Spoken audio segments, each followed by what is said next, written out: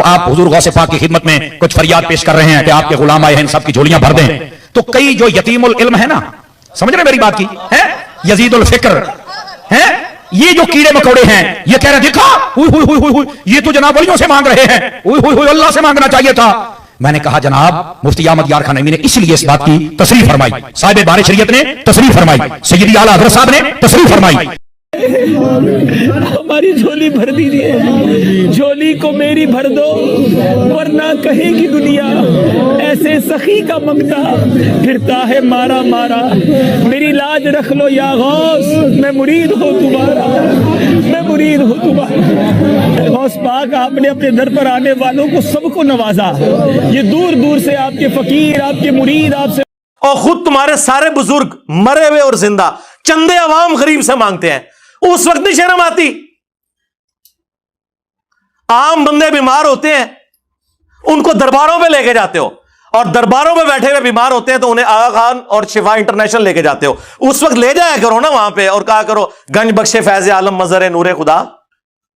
آج تک سنیا جے کڈے سیانے جے تو ہنو کہانی پیچھے لائے آنے آپ انہوں نے پتا بھی کیا ہوتا ہے، کچھ بھی نہیں ہوتا. یہ جو شرکیہ ایکٹیویٹی پرفارم کرنی ہے وہ آپ خود کرو اور پھر نکالو اس میں سے جو نکلتا ہے، اور یہ کہانیاں کروانی بند کر دیں آپ لوگ. اصل میں ان لوگوں نے قرآن و سنت تو پڑھا نہیں ہوا، یہ بزرگ بابوں کی کتابیں پڑھتے ہیں. یہ جو کیڑے مکوڑے ہیں یہ کہہ رہے ہیں دیکھا یہ تو جناب ولیوں سے مانگ رہے ہیں، اللہ سے مانگنا چاہیے تھا. میں نے کہا جناب مفتی احمد یار خان نعیمی نے اس لیے اس بات کی تصریح فرمائی، صاحب بار شریعت نے تصریح فرمائی، سیدی اعلیٰ حضرت صاحب نے تصریح فرمائی، ہمارے تمام بزرگوں نے تصریح فرمائی. اب یہ اس طرح کی باتیں پتہ کیوں کرتے ہیں؟ انہوں نے بابوں سے یہی کچھ سیکھا ہوا ہے. بابا جی بابا جی بابا جی بابا جی ایک سوال ہے بابا جی، اگر آپ ہوا میں سونا نکال سکتے ہیں بابا جی تو دیش کی غریبی کیوں نہیں مٹا دیتے بابا؟ جواب بابا جی، جب آپ خود سونا نکال سکتے ہو تو ہم لوگوں سے چندہ کیوں لیتے ہو بابا جی؟ جواب ہریو ہریو ہریو. یہ رانگ نمبر ہے، یہ رانگ نمبر ہے. ہاں آیا نا یاد؟ یہ انہوں نے یہی کچھ سیکھا ہوا ہے. میرے بھائی سورہ توبہ پڑھے. سب سے کرٹیکل جنگ نبی علیہ السلام کی مبارک زندگی کی غزوہ تبوک، 1.5 لاکھ کی فوج لے کر کیسر روم عرب کے بارڈر پہ آ گیا ہے، دنیا کی سب سے بڑی سپر پاور، اور نبی علیہ السلام کے پاس صرف 30,000 جانثار صحابہ ہیں جن کے پاس سامان بھی پورا نہیں ہے، اور مخالفت میں 1.5 لاکھ کا لشکر. باقی صحابہ ہیں جا نہیں سکتے ساتھ. سورہ توبہ آیت نمبر 92 میں اللہ تعالیٰ فرماتا ہے کہ اے نبی علیہ السلام تمہارے پاس لوگ حاضر ہوتے ہیں کہ ہمارے لیے کوئی سواری کا بندوبست کر دیں، ہم بھی آپ کے ساتھ جائیں جہاد کے لیے. تو تم ان سے فرماتے ہو کہ میں کوئی ایسی چیز نہیں پاتا کہ جس کے ذریعے میں تمہاری مدد کر سکوں، تمہارے لیے سواری اور جانے کا ساز و سامان ارینج کر سکوں. تو تم دیکھتے ہو کہ یہ تم سے اس حال میں پلٹتے ہیں کہ ان کی آنکھیں آنسوؤں سے تر ہوتی ہیں اس غم کے سبب کہ وہ اپنے نبی کے ساتھ مل کر اللہ کی راہ میں جہاد نہیں کر سک رہے. تو اس وقت حضور علیہ السلام نے تو نہیں اوپر دیکھا تو سونا، درخت دیکھا تو سونا، ادھر دیکھا تو سونا. وہ تو ترمذی میں اوپر تلے 2-3 احادیث موجود ہیں کہ سیدنا عثمان غنی رضی اللہ تعالیٰ عنہ علیہ السلام نے اپنی جو دولت تھی حضور کے قدموں پہ نشاور کی تبوک کے موقع پر، اور نبی علیہ السلام نے انہیں جنت کی بشارت سنائی. تو ظاہری اسباب تو اختیار کر رہے ہیں. نبی علیہ السلام کی تو کہیں یہ تعلیمات نہیں ہے کہ آپ کو پیاس لگے تو آپ جو ہے وہ 10 دفعہ دروشی پڑھ لیں، بھوک لگے تو 10 دفعہ آپ سبحان اللہ و بحمدہ سبحان اللہ العظیم پڑھ لیں. میرے بھائی اللہ نے دنیا کو اسباب کے ساتھ جوڑا ہوا ہے، تو آپ اس قسم کی چیزیں کیوں لوگوں کو بتاتے ہیں؟ نبی علیہ السلام کی تو کہیں یہ تعلیمات نہیں ہے. آپ نے تو ہمیشہ اسباب کو اختیار کرنے کا حکم دیا اور اس کے بعد مسبب الاسباب سے دعا مانگنے کا حکم دیا. صحیح مسلم میں تقدیر والے چیپٹر میں آلموسٹ 50 کے قریب احادیث ہیں، 50 to 60. اس کی جو آخری حدیث ہے نا وہ حضرت ابو ہریرہ رضی اللہ تعالیٰ عنہ کو نبی علیہ السلام نے فرمایا، اے ابو ہریرہ جو چیز تجھے نفع دے اس کے لیے پوری کوشش کرنا، اس کے بعد اللہ سے مدد طلب کرنا. کاہلی نہ کرنا، سستی نہ کرنا، پھر بھی تیرے خلاف رزلٹ آ جائے تو پھر کہنا جو اللہ کی مرضی، اگر مگر نہ کہنا، اگر مگر شیطان کا دروازہ کھول دیتا ہے۔ لیکن یہ اینڈ پہ ہے، کوشش پوری کرنا، پھر اللہ سے مدد طلب کرنا، ہاں گنج بخش فیض عالم نہیں، اللہ سے مدد، اس کے بعد کاہلی اور سستی نہیں کرنی، کوشش بھی کرنی ہے اور کاہلی اور سستی بھی نہیں کرنی، پھر بھی رزلٹ خلاف آئے پھر کہنا جو اللہ کی مرضی، کہ ٹھیک ہے اللہ تعالیٰ کو یہ منظور نہیں تھا، اپنی ایفرٹ تو پوری پٹ کرنی ہے۔ یہ کون سا دین ہے جو آپ لوگوں کو سکھا رہے ہیں؟ ہماری جھولی بھر دیجیے، جھولی کو میری بھر دو ورنہ کہے گی دنیا ایسے سخی کا منگتا پھرتا ہے مارا مارا، میری لاج رکھ لو یا غوث، میں مرید ہوں تمہارا، میں مرید ہوں تمہارا۔ غوث پاک آپ نے اپنے در پر آنے والوں کو سب کو نوازا، یہ دور دور سے آپ کے فقیر، آپ کے مرید آپ سے۔ آپ اس نبی کے ماننے والے ہو جس نبی نے آپ کو ہر نماز کی ہر رکعت میں سورۃ الفاتحہ تعلیم فرمائی ہے، اور اس میں جو آیت نمبر 4 ہے، ایاک نعبد و ایاک نستعین، اے اللہ ہم عبادت بھی صرف تیری کرتے ہیں اور مدد بھی یعنی دعا بھی صرف تجھی سے مانگتے ہیں۔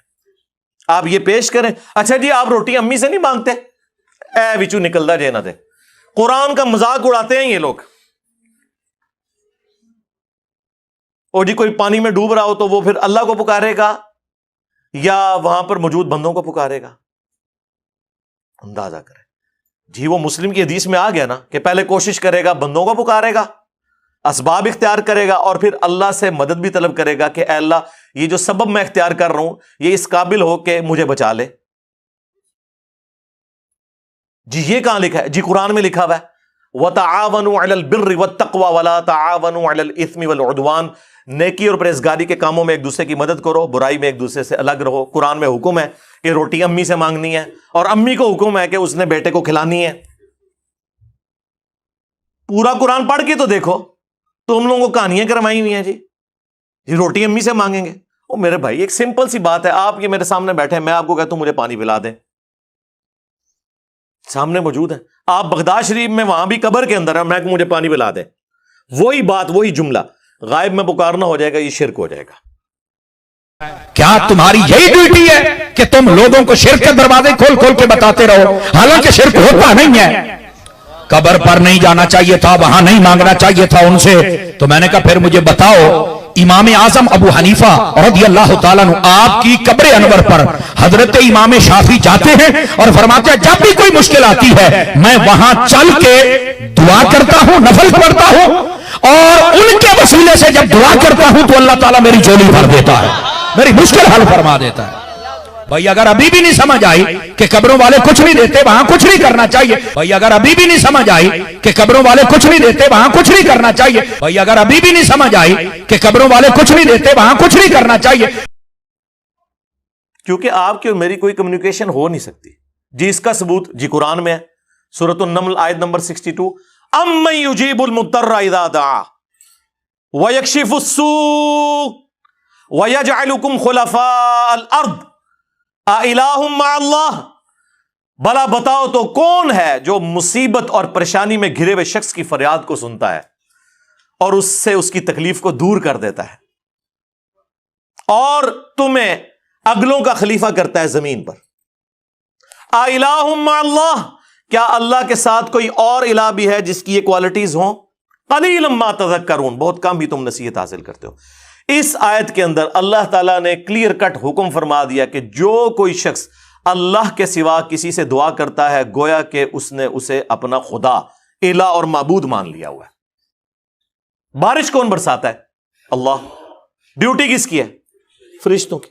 لیکن ہم فرشتوں سے بارش مانگیں گے کہ آپ کی ڈیوٹی لگی ہوئی ہے جی، کہتے ہیں بزرگوں کی ڈیوٹیاں نے، تو مشرک ہو جائیں گے۔ بھائی نبی علیہ السلام نے صلاۃ الاستسقاء، بارش کی نماز تعلیم فرمائی ہے۔ اور جی جو مدد کر رہا ہے مشکل کشا تو ہے نا، تو بھائی سب سے بڑا جو مشکل کشا ہے وہ تو سورج ہے، آپ کا کوئی بابا اتنا بڑا مشکل کشا نہیں ہے۔ دنیا میں موسم سورج کی وجہ سے تبدیل ہوتے ہیں، دنیا میں ہوائیں سورج کی وجہ سے چلتی ہیں. دنیا میں بارشیں سورج کی وجہ سے ہوتی ہیں. سمندروں کا پانی ویپریٹ ہو کر گلیشیئرز کی فارم میں سٹور ہوتا ہے, وہاں سے پگھل کے زمین کے اوپر اور نیچے دریا چلتے ہیں, بارشیں ہوتی ہیں. آپ کی گندم, ہر طرح کی جو فصلیں ہیں سورج کی وجہ سے وہ پکتی ہیں. تو کیا ہم کہیں گے المدد یا سورج ذرا آپ بادلوں سے باہر تشریف لے آئیے کہ سردی کا موسم قریب آ رہا ہے, اور بادلوں میں چھپ جائیے کہ گرمی کا موسم قریب آ رہا ہے؟ بھائی یہ نہیں, آپ فرشتوں کو بھی نہیں کہہ سکتے کہ فرشتوں یہ پیغام دے دو, نہیں, آپ کہیں گے اللہم صلی علی محمد وعلی آل محمد, اللہ پہنچائے گا. یا بخاری مسلم میں حدیث ہے, جب تم پڑھو گے السلام علیک ایھا النبی ورحمۃ اللہ وبرکاتہ, السلام علینا وعلی عباد اللہ الصالحین, تو زمین و آسمان میں ہر نیک بندے تک اللہ تعالیٰ تمہارا سلام پہنچا دے گا. ہم یہاں بھی جو پڑھتے ہیں تو رسول اللہ تک ہمارا سلام پہنچ رہا ہے. السلام علیکہ یا رسول اللہ ہم پڑھ رہے ہیں, نماز میں پڑھ رہے ہیں السلام علیکہ ایھا النبی, لیکن کس نیت سے کہ اللہ پہنچا رہا ہے, یہ نہیں کہ وہ یہاں پہ موجود ہیں. اس حدیث میں موجود ہے, وہ حدیث پوری نہیں پڑھتے, اس میں سے حاضر و ناظر نکال رہے ہوتے ہیں, کبھی کچھ نکال رہے ہوتے ہیں. وہ یہ حدیث تو پڑھ کے دیکھ لو.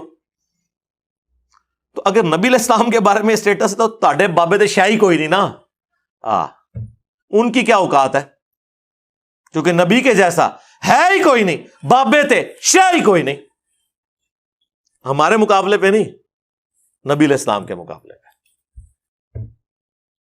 تو یہ اس قسم کی جو شرکیہ تعلیمات آ کے اس شخص کی طرف سے جو دعوے دار ہو کہ میں نبی علیہ السلام کا ماننے والا ہوں, نماز میں تم پڑھو ایاک نعبد و ایاک نستعین, اور اس پوری ویڈیو میں اس نے اللہ کا ذکر کہیں نہیں کیا کہ اللہ سے بھی مانگو, اللہ کے آگے رو, اللہ سے مانگو, کوئی نہیں, بالکل فارغ. اور ہمارے نبی علیہ السلام کو اللہ تعالیٰ قرآن میں فرما رہا ہے وَإِذَا سَأَلَكَ عِبَادِي عَنِّي فَإِنِّي قَرِيبٌ, اے نبی جب کبھی بھی میرے بندے آپ سے میرے بارے میں پوچھیں تو فرماؤ میں تمہارے بالکل قریب ہوں. اجیب الدعوۃ الداعی اذا دعان, ہر پکارنے والے کی پکار کو سنتا ہوں جب وہ مجھے پکارے. فَلْيَسْتَجِيبُوا لِي وَلْيُؤْمِنُوا بِي لَعَلَّهُمْ يَرْشُدُونَ, لیکن انہیں بھی چاہیے کہ میرا حکم مانے, مجھ پر ایمان لائیں جیسا کہ ایمان لانے کا حق ہے, پھر وہ رشد و ہدایت پا جائیں گے. یہ ون وے ٹریفک نہیں ہوگی. آپ اللہ کو رسپانس کریں گے, اللہ تعالیٰ سننے والا ہے.